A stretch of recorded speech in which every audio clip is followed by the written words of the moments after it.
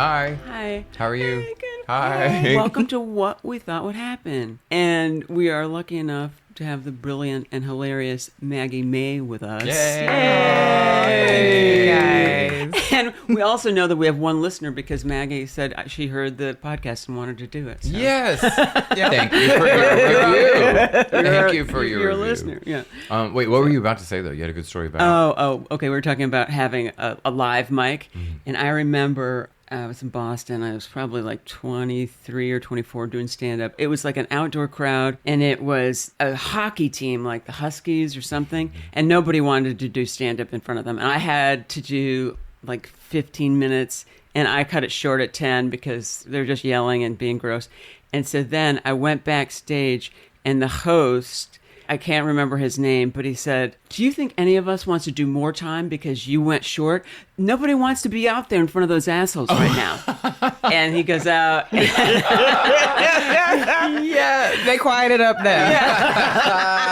Yes. Oh, man. And they heard it. Oh, it's so good. That's the whole beautiful. audience heard it. Well, anyway. You were on the ice performing? No. Oh. No, we're just outside. Like, I don't know, some outdoor venue in Boston. I can't remember where. But That's horrific. I know.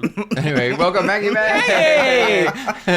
Hi, Maggie. Hey. I know Maggie way back from Texas. Oh, geez. Yeah. Yep. We go way back. You were like a queen of Austin scene when I started stand-up. Maggie was like the darling. Aw. You were. I remember doing your show and thinking it was a big deal. You had a show at Spider House.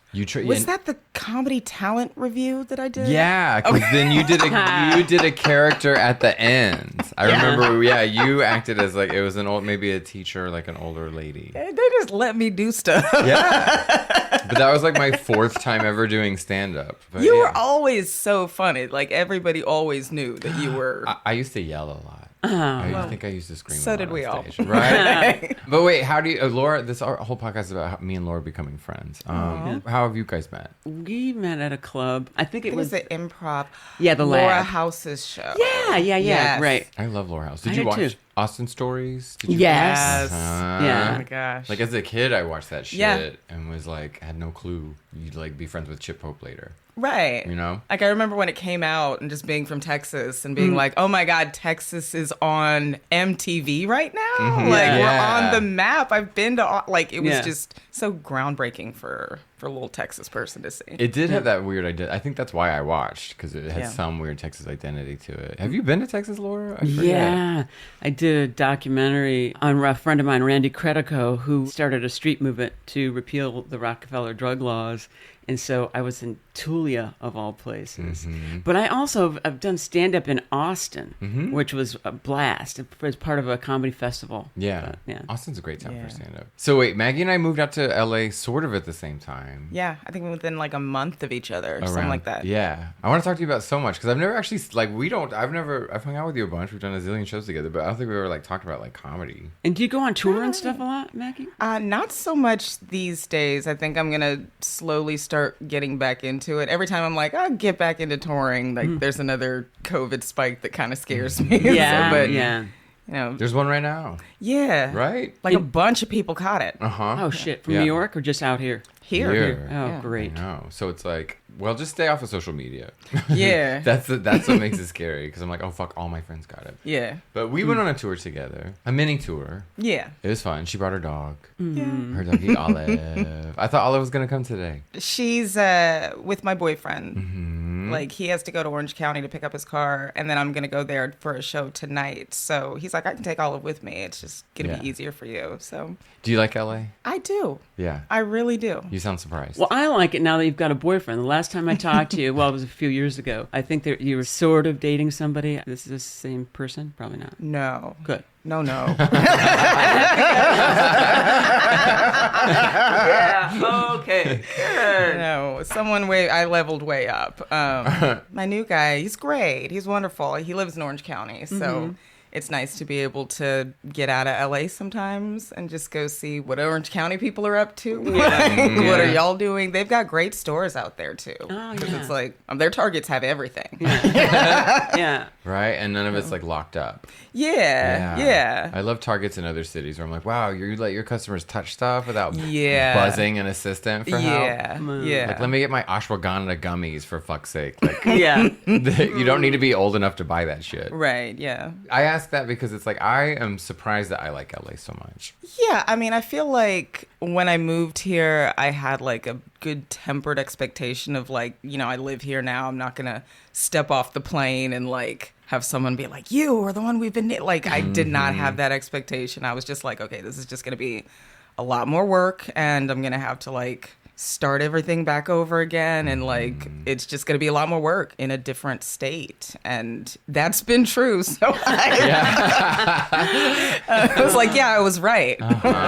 Was pandemic, is that a recovery for you coming out and try do stand up more again, because you're such a live performer, you're all over town, and then everything shut down? I can't tell you how many Zoom shows I did. Oh, yeah. I cannot tell you how many Zoom shows I did. If somebody was like, you want to do a Zoom show in Australia at 4 a.m, yeah, I do. Yeah. I do, because I will be awake. Yeah. But pandemic or not, Maggie books. Yeah. Oh. Like, Yeah. she's That's booked and amazing. busy. I like it. So wait, you're from the Valley in Texas, right? The RGV, for the people at home. You moved to Austin and then started stand-up? Yes. What were you watching as a kid? Like, what made you laugh? What made you want to get into, like, telling stories and shit on stage? I liked The Simpsons and Tracy Ullman.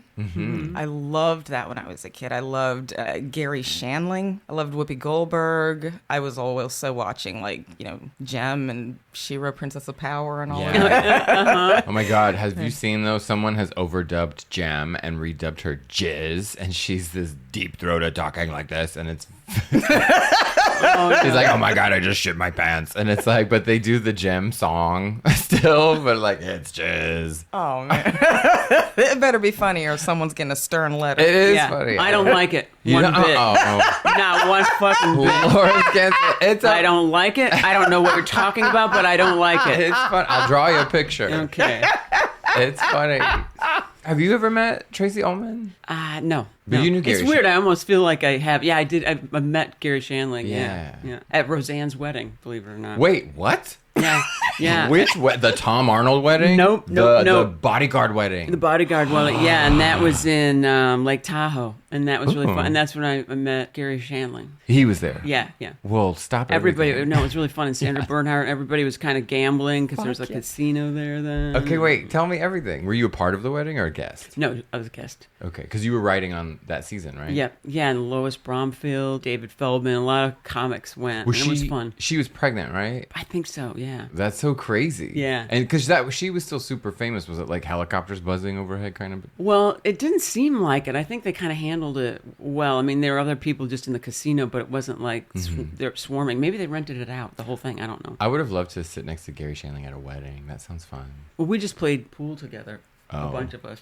I hate pool. Are you good at it? No. I hate it. That's the thing. I think I'm good at it until I play with someone who actually is good Yeah, at it. yeah. And I'm like, wow, I'm terrible. It's like, I could just do this once in a while. right? Every time I bring up Donald Duck and Mathematics Land, did you ever see that cartoon? See, this is Sounds exactly what kind of happens. familiar. It sounds kind of familiar. It's old. It's from the fucking 80s, and they explain geometry or some bullshit via pool. Anyway, this is what I do every time I play pool. I bore the other person into fucking submission. Oh, you're Wait, Maggie, so, Daniel and I have talked about, like, when we were growing up and stuff, and what we liked in school, and, well, I was unpopular, and just, like how, Hey, what I was your unpopular, too. Okay, we were both. She tries to turn unpopular into What popular. was did you have, like, a clique that you hung around with, or were you kind of, like, outsider because you're funny, or? See, in like elementary school and junior high and stuff, I thought I was popular because everybody knew me. But I was the only black kid in school, so of course you knew me. Of course. Like, yeah, you can point me out in the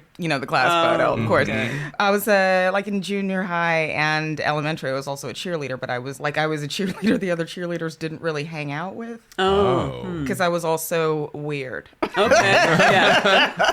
I was like better at cheerleading than them, but like funny and weird. Yeah. Weird is something I got a lot called weird? Yeah. Really? Like if I just trying to be funny or make people laugh, like, you're weird. Yeah. A teacher brought that up to my mom in a parent-teacher conference. Really? She was like, yeah, she's good at this and she's really nice and this and that. Kind of weird. Jeez. But like weird to me, like in that, what, like goth weird or like awkward weird? Like awkward weird, I guess. I'm trying to be funny, Yeah, and people not getting the references because they weren't watching Nick at Night also. Man, I was obsessed with Nick at Night. I'd be like, if y'all watch The Many Loves of Dobie Gillis, y'all will be laughing right now. Yeah. See? Wait, did you try out for cheerleader? Oh, yeah. I think I got to maybe one jump, and they're like, thank you. Oh, no. Like, I can't really. You tried out for uncoordinated. cheerleader and made it? Mm-hmm. Were you a gymnast or anything before? No, I just could do the stuff. Uh-huh. I don't know how I knew how to do gymnastic stuff, but I just could. Mm-hmm. Like I taught my sister how to do a back handspring when I was like 12 years old. With no that's authority. amazing. No authority. I was just like, okay, so what you need to do is this and bounce back. And then later I took a gymnastics coaching class in college, and the things they were teaching, I was like, yeah, that makes sense. Like Yeah. that's what I told my sister. And I was Yeah. like, but still I should have maybe been a little better Yeah. supervised or whatever. What was your like position in cheerleading? Were you thrown in the air? That kind of stuff? Not really. Yeah. No, they Did didn't that- throw me in that there. hurt your I was feelings? always, you know what? In 6th grade, we had a cheerleading coach, Donna Weaver. I'll say her whole name out there. I don't really care. She grossly underutilized me. Yeah. Because I could jump really high. I could jump higher than anybody on the squad. And, I was bendy. I could do splits. I could do all kinds of things. So we had 2 cheers that we did. And then there were descending stunts in both of them. And in one of them, they even had another cheerleader off on one side, just doing jumps and kicks and whatever, vamping that way. And then there's no one on this side and I'm kneeling here. It's like, what is your point? Like, what are you doing? And then later we didn't win in cheerleading competition, of course, because all we did was like the intro to the Buffy theme. I was gonna say, what are you like dancing to? Is it dun dun dun dun dun dun? We did the Buffy thing, the jam, turn it up. Yeah. The same thing that they did, we did that too. Yeah. She got mad at something. Some girl said something to another cheerleader, and that other cheerleader went and complained to her. I guess some girl came up and was like, well, I think Maggie's the best. And then the other girl left and told the coach. And then apparently it was my fault that this, right? And she was like, people are even saying that it was your fault that we didn't win. And I was just like, hold up. Okay. Wow. First of all, I didn't tell anybody to say anything. So if somebody said something else to someone else, that's not my problem. Second of all, we got video of the competition. Okay, go speak with Mrs. Todd. You can see that I wasn't smiling, bitch. I wasn't smiling when I walked in. Go watch the video and quit talking to me. And then she was like, "Oh yeah, you're actually right." And I was like, "So that's why her name got mentioned today." So. Donna Weaver. Please show us the video. Where is that VHS? Yeah, I Has it- mean, Were you in musicals and plays and stuff in high school? Or? choir and stuff. We didn't have like school plays or things like that. Yeah, but Maggie like, can sing. oh, thank She you. hosted a show in Austin. Coletown shtick. Yeah, Coletown Theater. But was it shtick where she'd end it?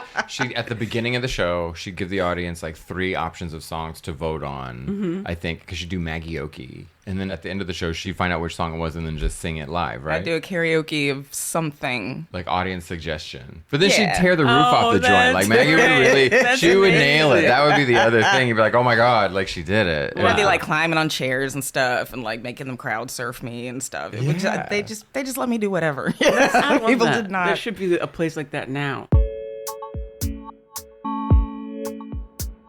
Like you're straight up stand up, you do stand up comedy, but you really blur and move into like character stuff or even just like more imaginative, exploratory ways of doing stand up. I look at you as like being fearless because I see you change your set all the time. I see you constantly doing new stuff. I've seen you on the road and see you like prepare. Like what directs you as a comedian or like influences you? You seem pretty just bold, like you'll just try anything. Yeah, I need the attention. So whatever's gonna give me that sweet attention. But I don't know, I like doing whatever I want, and like you can get a laugh, however. And I like not being like everybody else, and just generally being weird. And luckily that works out for me most of the time. But If we only knew in high school that it was okay. I know that. yeah, it oh was my like, god, oh my god. bankable. See, that's the thing I hate about social media. To be the oldest person in the room right now. It's like I see all these amazing, weird fucking little kids and like young people expressing themselves and being artistic, and then they're just like showing themselves, and it's a great thing as opposed to the old days where you just had to like stay home with it. Yeah. Do you tape your shows when you do like comedy sets? Audio. To like go back and like edit and see? Yeah. Really? See like which tags I did or what came up in the moment or... Yeah. That gives me crazy anxiety. I don't love it. Yeah. I really don't love it. Having to hear your voice back, I'm like, how do I have friends? Yeah. Why would you voluntarily listen to this? It's just... I just did a show with Laura, and it's been a minute since I did a show with her, and Laura's voice is hypnotic. Yeah. On the PA, you lulled me into this like weird. You mean sultry- monotone? No, not at all. Very soothing. Very. Yeah. It was just like I was like, what is this blurry sensation I feel? It was great. Did you have fun? No, I didn't. Maggie, I've been for like going on like. Well, I have to bring this up every fucking podcast. I had a brain aneurysm, but before that, I was still trying to do a 45-minute set, a solid 45 minutes.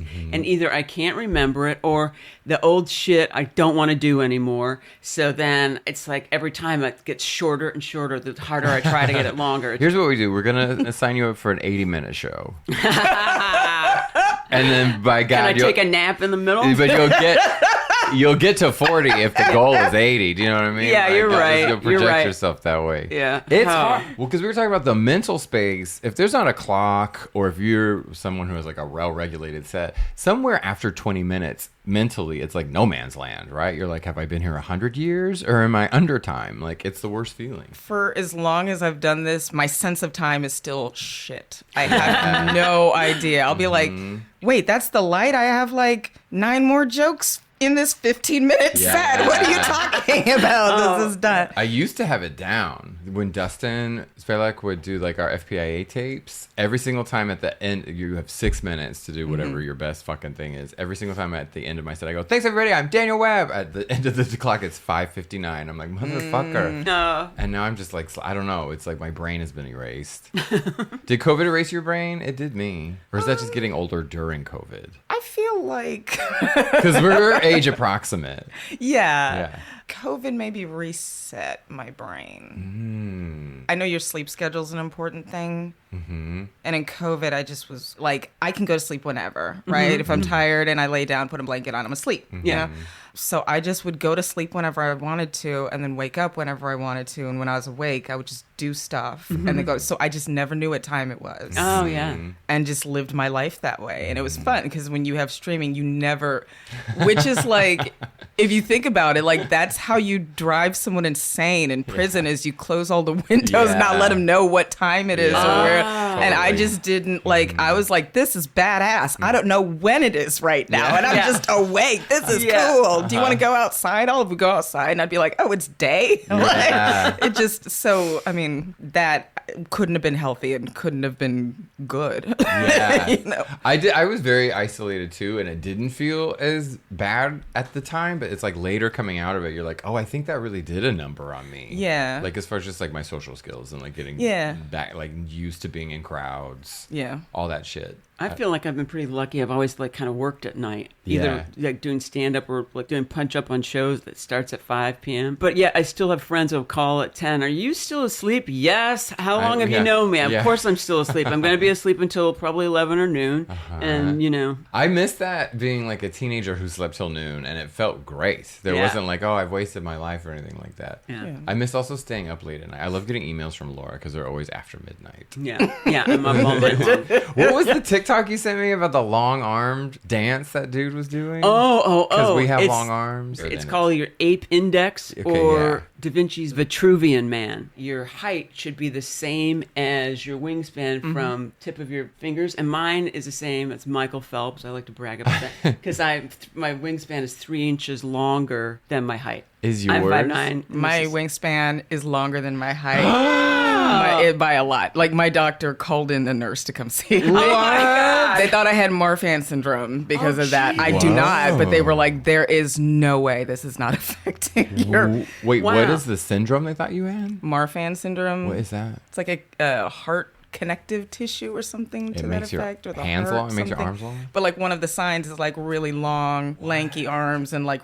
being really tall. And I was like, I'm not tall enough for what my arms are doing. You have beautiful arms. I though, know. Andy. Maggie's stretching her very arms out delicate. a Very lot. delicate. I know. I'll show you after, but it's like What's the out of difference? I want to control. know. I We'll think get a it's tape like, measure. yeah, it's more than it should be. I feel underqualified to sit at this table. You're not with two long-armed gals like us. I know. I feel like there should be. If there was a fire, somehow I'd make it to the bottom floor safely between the two of you. I know we would fall all over each other. But Maggie, at least, she was a cheerleader, so you would probably have a better balance. Where was? Have we talked about you? I think we have. Have I asked you questions about like where was little Laura Kightlinger in Jamestown? Like I'm going to be a cheerleader. Oh, Was it I don't something your know. I would friends try did? so Was it hard to be something- popular. It's just pathetic. Yeah. Like just even after I was on SNL, I went to my high school reunion with my best friend from high school, and two other people sat with us, and I said, "Jesus Christ, we're still at the unpopular table." like it doesn't matter. Like it should never be your barometer of success or popularity. Whatever your high school is, it just doesn't matter. But of course, you don't know that then. See, Laura tries to turn being unpopular into a popularity contest. She tries to. You're right. I was the most unpopular. She tries to be the most popular, unpopular girl at the school, even though she's the coolest one, right? It's that weird gene. Yeah. That's the cool gene, though, Weird. right? Yeah. Because when I met you, like I said, you were like stand-up. I mean, you're always a stand-up comedian, but in Austin, you certainly were. You were the first person to make it to like late night and make it out of Austin, right? You were definitely no one else did. No, I think Who? Martha Kelly. Really? Yeah. Have you met Martha Kelly? No, should- but we'll I have her loved on. her on She's- Baskets. Yes. She's so great. Maggie, I saw your set, by the way, on Conan. I remember how great it was. It was amazing. It was really good. Thank you. We all watched at a bar, like Yeah. at home, and like cheered on Maggie. What was that like coming from Austin to? Because that was in L.A., right, or New York? It is in LA. Okay, so that was for the TBS show. Yes. Okay, yeah. What was that like? I've never really talked to you about it because we were all screaming at the bar. Like we were so proud, we were so happy. Everything was so it was so exciting. It was so exciting because it was such like a big deal for me, like being on television on a show that I had grown up watching, and grown up loving. And I remember it being such a huge deal and like meaning so much to me. And like I remember after getting the first laugh and then getting the feeling of like, oh, I know what this is. I know what I'm doing. Like this is not anything. I know what's going on now. Like it was just such a rush, She seems so. You just seem like so professional, and relaxed on her set, Yeah, right? Like yeah, you're just yeah. there. You just showed up to do exactly what you did. Is your sister a performer also, or One of my sisters is. so? And it's three girls. 3 girls, 2 boys, Oh, okay. which is why I do stand up. Yeah, right. Yeah. It's either only kids or kids in a big family need to stand out. It seems Yeah. like My older sister's like, you just didn't get enough hugs, did you? Never enough. My cousin has 5 kids, and the baby is the funniest. I'm like, that's the only way she'll be heard. Yeah. No one Yeah. listens when she's Yeah. not being funny until she says something. Everyone like looks and notices she's in the room. Oh. Maggie's got a big family. She's like, I don't know, coming to Laura's house, you never really leave without something in your hand. But Maggie always gives you something that her mom, like, she's like, my mom sent me 7 bags. Here's 1. Right? Or a cake. Your mom sent Yeah. me a cake. Yeah. I asked my mom, I was like, will you give me the recipe so I don't have to keep calling you and asking you to send me cakes for my friends' birthdays and stuff? And she's like, no, this is my recipe and I'll just send you a cake. Yeah. So she'll send me 2. Sent me a That's cake. amazing. And I ate the whole cake. I don't know. That's one of the benefits of living Well, as alone. we're sitting here, I'm thinking, like, Maggie's arms look great. Of all the shirts I have to give her because I look like a skeleton. What? Like the Your blue- arms? You no, look good. No. Maggie's You look always great. very stylish. No. Oh, thank you. You have a lot of clothes. Yeah, I guess I operate on a large level of working clothes. Mm-hmm. I always have a large amount of clothes I'm trying to give away, and then like too many clothes, and then I'll get a bunch more clothes and then just give more away. It's like a good revolving closet Are you a situation. Gemini? No. Okay. Because I feel like I do exactly the same thing. I'll give something away because then I think then I can buy something else, or I'll find something else, like Mm-hmm. Every What are you, time I give Taurus? something away, something. Mhm. Yeah, you're May. Okay. We toured together. That was fun. Have you like going on the road? You just recorded a fucking special in Montana. Wow. Yeah. When will that be out? Hopefully as soon as possible. There's still some work on the back end that I need to do, but trying to get it out just as quickly as we can. We're all working on our back end. But back to the special. Cute. But Okay. I don't even look back there. I don't know what's going on. That's none of my business. Laura, with your long arms, get a mirror and you can see everything. I guess I could. You can see the whole story. Why do I need? I feel like I should just get like a tray and let everything fall into it. I'll put a tray around my waist, around my knees, and let it just sink in. I couldn't give a shit. Oh, that's the way. But okay, so were you part of a comedy festival, or you were there? You just chose Montana to do a stand-up special. That's the one that lined up. Okay, yeah. Yeah. But like, talk about that, because it's even hard enough. I feel like anywhere to organize a show, let alone one that you want to like share with an audience and share with the world. Like, that's a bold choice. You had a good time. It was great. I was very concerned because I couldn't do it in Austin because they record with the Helium label. Oh. And I'd already signed with another label, so it just wasn't gonna be able to happen. And then like some dates with some other clubs didn't work. And then my friend Gareth Reynolds recommended like a list of places, and like Last Best Comedy in Montana was like one of his favorites, and everything got together and I was like, okay, this is great, this is gonna be great. And then like a week before I was just like, holy shit, this is Montana. Like, I should maybe do some research. Of course Gareth is gonna like it. He's a blonde-haired, blue-eyed white guy. Like, he's one of that like this might be very different for me. But it was incredible. Like, I spoke to some other comics before I got there, and kind of got the idea of the people who lived there and would come to the club. And I mean, the crowds couldn't have been better. Like, they could not have been better. Once you were on the ground, did you change your approach in any way, or were you just like, you felt more confident about what you came in with? Did you feel like you had to adjust? No. I was pretty like hardlined with what I was going to do. And I was like, okay, I hope this all goes well, or else there's going to be a chunk missing. Because that's the scarier part, especially when you're trying to get like new stuff out. Not that it's the first time you've said these things, but you're like, okay, if they don't like this, then there goes that other 15 minutes. Like, I feel there's a feeling of like they've got to be invested at a certain point, because otherwise you're just like feeding them what they don't want. But luckily, that wasn't the case. Well, I feel like they used to say, read the room or whatever. Even if I could read the room, if it's like, oh, the Christian Coalition is out here. Okay, well, then I have nothing to say. I can't do my act, and that I've read the room, and and they said read the Bible. It's like Jesus. Sometimes I'll read the room and be like, y'all aren't gonna like this. Well, here it goes. A couple of y'all will be okay with it. I miss Read the Room all the time. I did a bear convention. Oh man, just a few months ago, and there were just a few times where you got groans. So I was like, how's the old bear gonna groan at like a gay centric joke, right? Yeah. I don't know. My Princess Diana material killed. Go figure. Fucking knee slapping at a dead princess. Anyway, I'm just trying to think of the situation. What would the circumstances be that would lead Laura Kightlinger to be performing in front of the Christian Coalition? Oh, hell, I don't know. What would happen in your life to get you through those doors? I guess that's why I didn't really go on the road that much. Or, I mean, I was just even shocked at how conservative it was in San Diego. Like, I was just talking about something, and a woman says, "We're not all Democrats." Yeah. And I'm like, they don't want to hear it, and they're mouthy. Yeah. It's like, okay, well, get out. Yeah.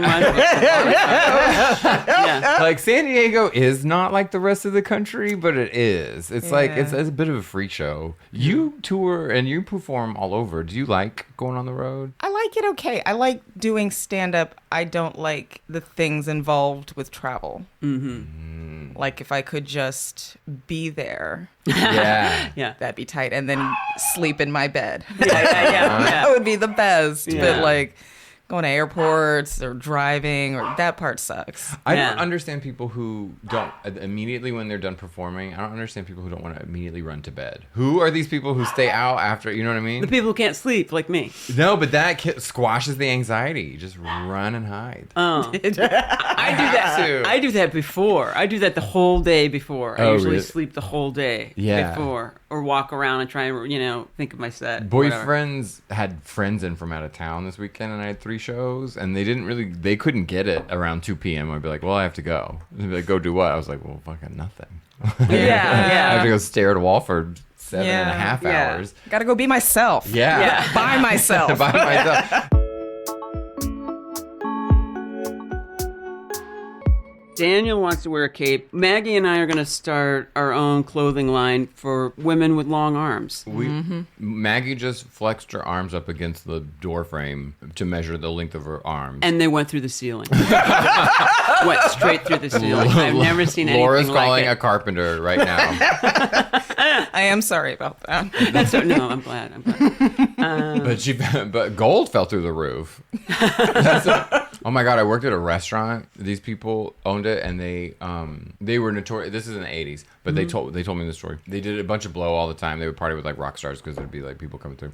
But one night the ceiling fell through and the asbestos was like falling through, but they were so high they thought it, because they also stashed their coke in the ceiling. Oh, shit. And they thought it was their blow, and so they were sweeping it like, get away from table 9. But then they put it together, but they were overreacting because they thought their stash had been revealed. Gosh, I thought maybe they would be blowing asbestos up their nose. No, they lived. Okay. They did do it. Yeah, no. Oh, wow. But okay, sorry. But Maggie measured her arms and versus her height, and it's like your arms are 4 or 5 inches longer. Maggie, are you 5'7"? Yes.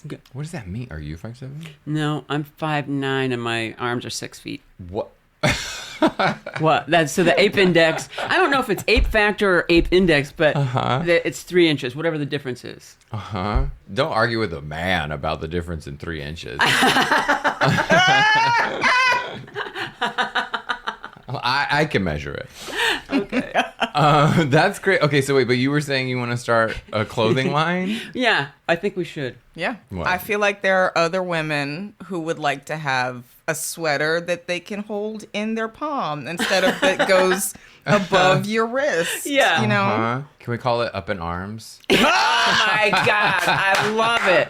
I love that, Daniel, because we have a message also, like, let's be, pro-choice and women's rights. Yeah. There we go. Women's rights and general anarchy also, just a little bit. I sometimes will go to the dry cleaner. Well, I usually take stuff out myself. I have a thing that takes stitches out of the sleeves. But sometimes I'll go into the dry cleaner, and I think they'll look at me like, why don't you get something that fits?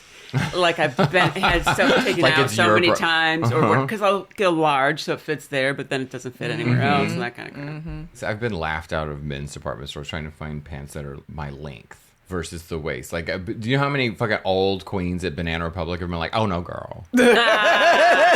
And like sent me to the discount. Like, you need to check the discount at Marshall's. Like that's where you're gonna find that freak show of a measurement. No. Maybe Kathy Ireland can help you. You cannot hear, right? Maggie, were your parents really supportive about performing and all that stuff when you were growing up? Not really. Yeah. Because I was a really smart kid, and so they were like, well, you can go to med school, you can handle that, and you can make a life for yourself and something guaranteed, you know. All of this performance, it's subjective, and if they don't like you or if there's any reason there doesn't even have to be a reason. It's so subjective, and we've been in this country long enough to see how things aren't fair, and get a plan B before anything. But they're pretty supportive now. I think they realize that they have to be, because it's like there is no plan B. Yeah, exactly. I used to say my plan B is death, and I almost got it. Yeah. I know, but how are you really going to win the lotto twice, Laura? I'm really not. I better think of something. My mom would still like me to be a court stenographer. I feel like you'd be a great stenographer. Maybe. That would be a fun job, right? You're kind of eavesdropping, but you're not acting like it. I have ADD, though. I'd be like thinking about what a word meant and then not get anything. My boyfriend is Hawaiian, and he lived in Australia. So as a kid, there's a couple blind spots and things that he doesn't know about. But I just had to teach him about the Menendez brothers. Oh, right. It was like I had the same reactions. I was both like, "Oh, that's cute," but let's talk about it. But they don't have the news in Hawaii. No, and then the other funny thing is trying to watch him to be like, wait till he finds out that they're kind of hot. You know what I mean? Wait till we watch the documentary and I'm watching his face watching them. Being like, and at what point do you find one of them kind of smoking? Anyway. That's so they are. I hate that. Like, serial killers are hot. But I feel so bad. They're not really serial killers. They just killed their parents, which we all wanted probably would have, yeah. Yeah. But the thing is, they ratted themselves out. Yeah. One of them did. I don't know. He confessed to a therapist. But the therapist was cheating on his wife, and his girlfriend was eavesdropping in the office. So there was a whole anyway. That's Shit! But Just a HIPAA violation that led to an arrest. Yeah. But anyway, I was educating him on the Menendez brothers. Right, we're watching some stupid documentary on YouTube, and then his friends come over because we're now hosting like a dinner party, and we're like catching up with his friends. Meanwhile, Court TV, it's now lapsed into like the YouTube video is now rolled into the next algorithm, whatever, and it's the 7-hour testimony of the Menendez, one of them, the ugly one, the less guilty one because he's not as hot. But none of these people. I'm the oldest person in the room, and his group of friends. None of them had like known about. They didn't know anything about the. Wow. I know, and it was like, see, even the Menendez brothers, but they had a plan B. I don't have a plan B. Like people don't get that. That was my whole jealousy. Wait, the Menendez brothers had a plan B? Yeah, they had inheritance, and they had like. Okay. All that. They're in jail and married. They have it better off. And like a book deal. Do you know what I'm saying? Yeah. Wow, that's so funny. I would never. You'd be like the only person that would think of the Menendez brothers as people to look up to as having a plan B. I think they would be. Well, they were going to inherit. Well, yeah, that was a big. There's a whole wave of sympathy in the new generation because they confessed to being sexually abused by their dad, and I think one of the Menudo brothers also claims to have been assaulted by their dad. Yeah, Because it's so awful. he was in the music business for a second. Anyway, so that kind of confirms it. So now there's this wave of sympathy for them being, are they death row or whatever? Were they also adopted? No. Oh, wait. No, I don't think so. Maybe. I missed that part of the doc. I was like, wait till they get hot. Just fast forward through all their childhood, their soccer. There's trauma, trust me. But yeah, he has blind spots for those things. I don't think they should still be in jail. What do you think should happen? Well, I don't know, but I did a documentary and I interviewed people who were in jail, who got out. Like this woman who was in jail because she was set up by her boyfriend. She was 19 and she was part of a sting. And so she went to jail for 18 years for drugs. And she was 19. She gave birth at Rikers. Damn. And like interviewing her afterward, and a couple other women, there was a woman whose somebody had planted pot on her son's wheelchair, and then he went to jail, and he had to be turned at night because he God. Yeah, because he was not quadriplegic, but just paraplegic? Yeah. The drug laws were so terrible. But anyway, my point was like just this woman, anyone I talk to, it's like your life force is gone. Yeah. Like you just look into this person's eyes and there's just something that... Yeah. Yeah. My friend's brother, who's now deceased, but his name was Andy. He was in the military, and he just shared a joint with some people. And those people that he shared a joint with got busted for stealing. And part of their plea deal was ratting him out as their superior, right? But they got him because he literally handed it to them. It was distribution. So he went to military prison. And some appellate lawyer in Washington, D.C., in a totally different state, was just reviewing his case and found the discrepancies and that the people who incriminated him had actually done a worse crime and all that. And the prosecutor of him in the first trial took his child, Andy's child, and the mother off to like Italy and all this shit, was romancing his child's mother and all this shit. Yes. Oh my God. So anyway, got the case, and his time he was released. He's not with us anymore, but before that, his case was overturned. But he was facing all kinds of crazy time. And it was like, how do you mentally recover from that when you were never supposed to be there in the first place? Yeah. And it's a military court, which they're always trying to set an example. I don't know. I figure that's why they don't want me in the military, because I just look high. Do you know what I mean? That's got to be bad for the enemy, right? Don't send him to the front. He looks loaded. Oh, boy. That's why I wanted the new driver's license photo, is because I look baked in my current one. You could be in the human shield section. Just give me a cane and a fucking straw hat, Laura, and send me into battle. So terrible. How did we get on this funny shit, by the way? You were on a... Oh, I got off. You were up in arms about... Right. Our long arms. But Maggie, what was your worst stand-up gig ever? Maggie always kills. I mean, she really okay. Well, maybe you haven't had one. I've had Maggie's outer hard to body follow. experience because I block it out if it's. Oh, okay. Yeah. Okay, then fine. If you can't think of one, who's the worst comedian you've ever watched? Okay, I don't know his name. That's good. I hosted an open mic for like 5.5 years, so I know several horrible. But one stands out. This guy, he did several jokes where he would say like, so I was raping this chick. Oh my God. It wasn't funny because it's like horrifying. But then also at the end of his joke, it's like, if you would have just said I was having sex with this chick, the joke might have worked. Yeah. The joke might have made sense and wouldn't have been horrifying. Like, you threw that horrifying shit in because you thought it was edgy and you ruined everything. Yeah. So he's probably the worst comedian I've ever seen. Our friend Carrie Lindo used to run a show. I forget what it was called. What was it, down at the Lexington? But there was some dude telling a similar joke like that. Gary just takes the mic and goes, nope. And then he kept going. He goes, I said no. And then little Carrie, not little, but she's not a loud person. Yeah. She shut his ass down. Good. It was great. He just went, okay, and left the stage. It was hilarious. Oh, I love that. But to answer Laura's question, what is the worst gig? Wait, actually, I can think of one. I agreed to do someone's birthday party. Oh. She said how much, and I gave her an amount, and she was like, well, can you do it for so-and-so amount? Because it's his birthday, which is like where I first fucked up. I should have been like, no, I don't care about whose birthday this is. I don't know him. And so I did my set. She wanted me to like roast him some. So I roasted him a little bit, but I think she thought that I was going to like roast him a lot for it. And it's like, one, I don't know him. You know, little, I guess he likes cats and jazz or whatever he wrote in the email. But also like... Don't get someone who doesn't know you and doesn't care about you to roast you at a because I could just go off the rails and just really embarrass everybody. It'd be funny, but it would be really like that's not something that you want to necessarily do. And then at the end of the show, she wrote me a check, but she wrote it short. But she was like, I have to write it short, or like she gave me cash and shorted me with the cash. So it's like all of that, and she double didn't pay me what I wanted to be paid. You know. I've seen you roast people. Do you remember we were at a party? Christina Parrish was in town. Oh, yeah.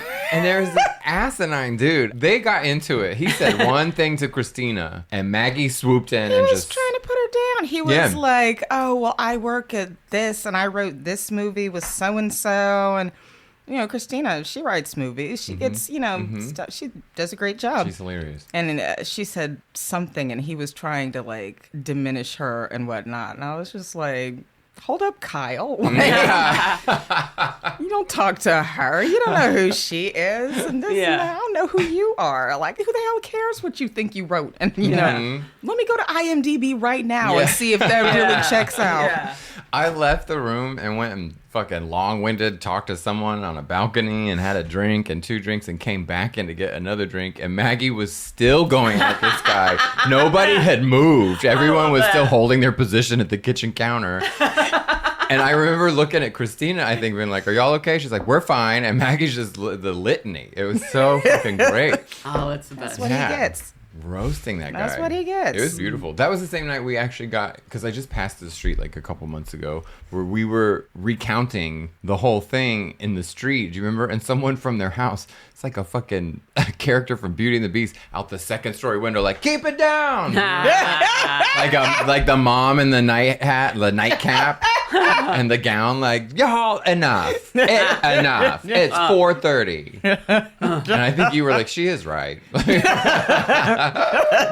Shut up. She's not wrong. Oh, man. It was good. I have to interject about rape jokes. I was doing just because I want to slam somebody. I was doing Punch Up on 2 Broke Girls, and I kind of took it upon myself to get the rape jokes out, but I think the showrunner thought it was really edgy. And so doing Punch Up on a show, like, you film something and then you give it a second try with new jokes. And so on the second try, the showrunner says, well, I know you don't like that because it's a rape joke. What do you got? But he said it almost like, well, I know that's your thing. You don't think rape is funny. Like, like I'm allergic to cranberries or something. Like, I know, you don't like cranberries on your salad. Yeah. It's like, okay, yeah, you're right. I know. It's clearly only my problem. Right. All right, you're Laura with the vegetarian option. Right? Exactly. Okay, let me slow everything down and care about women. What?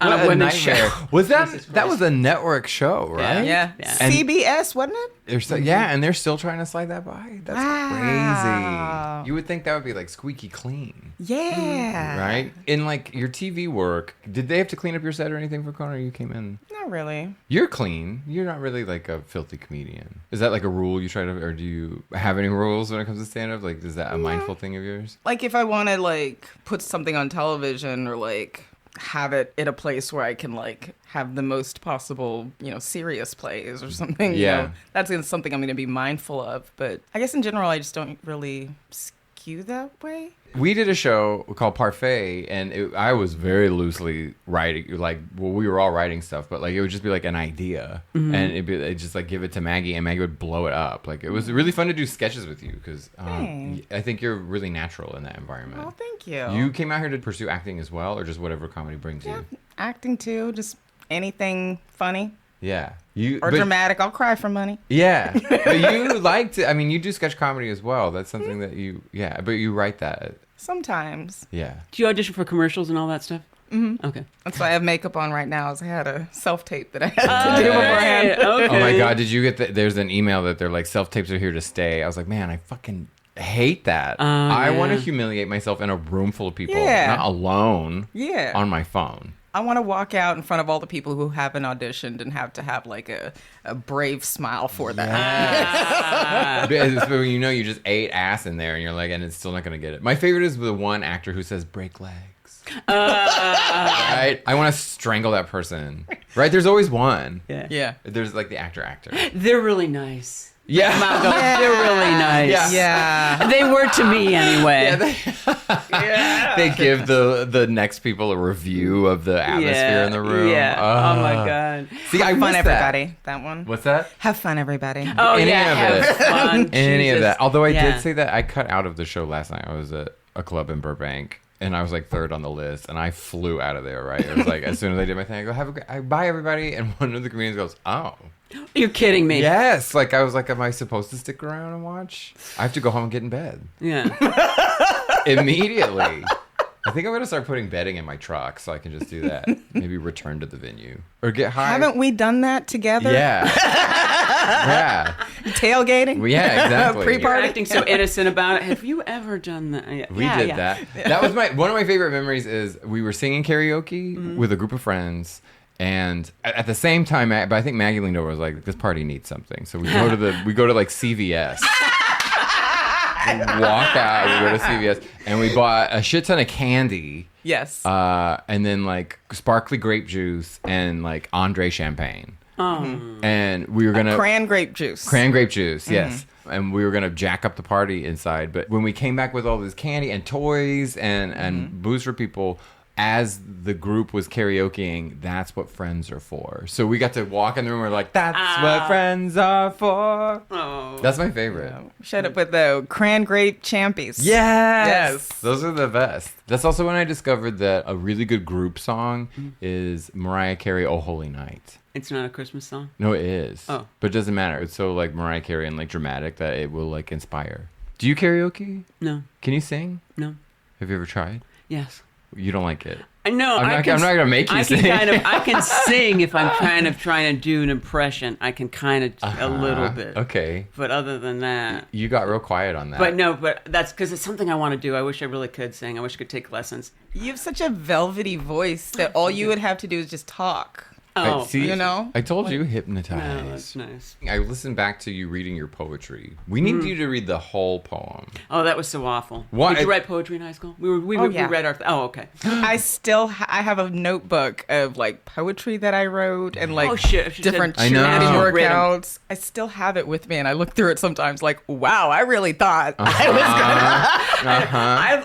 I look back and think I can't believe I lived. I was so depressed. Yeah. But yeah. Yeah, Laura's was about a Car crashes. crash. Mine was about a ghost in a graveyard or love, and the words are between a boy and a girl. So I was very binary. What were you writing about?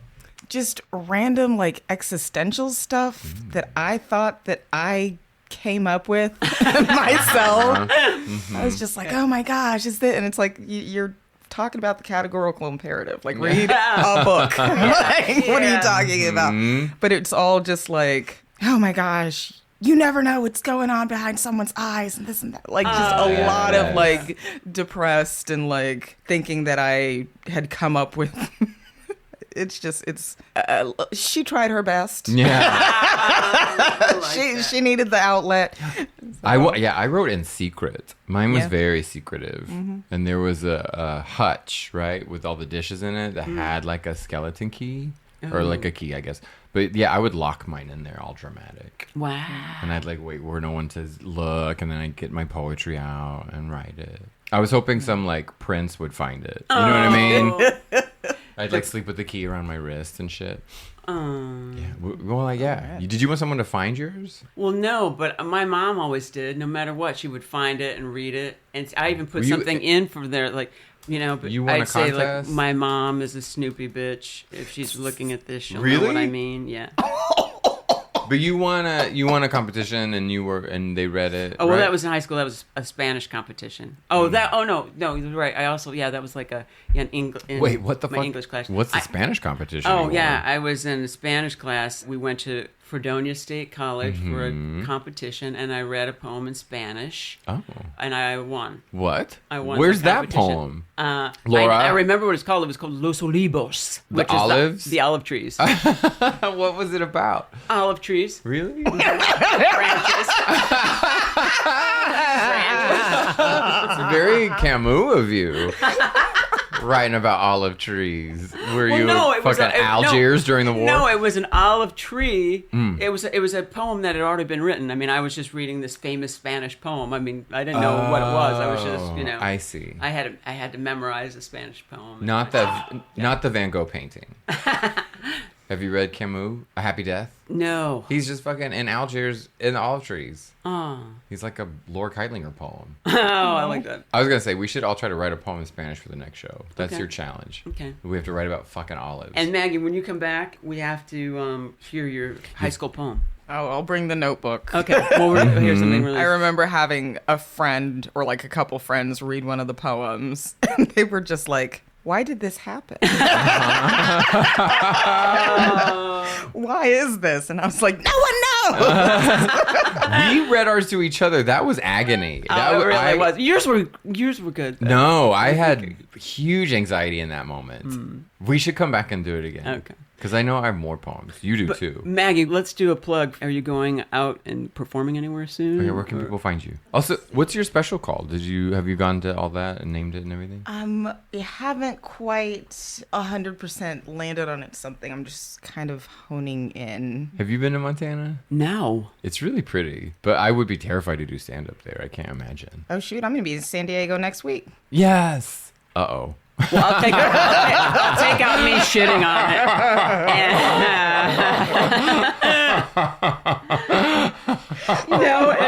It might not be that way. It might not be that way for everyone.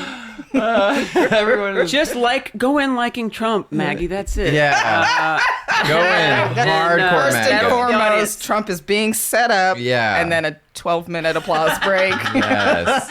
Yeah, there you go. Yeah. And that's your time. Yeah. Get carried out by them. We'll just say San Diego is open to interpretation. Okay. How about that? Yeah. I think that's part of the delusion, because I'll be like doing a set, and if they're not enjoying it, be like, well, that one guy liked that.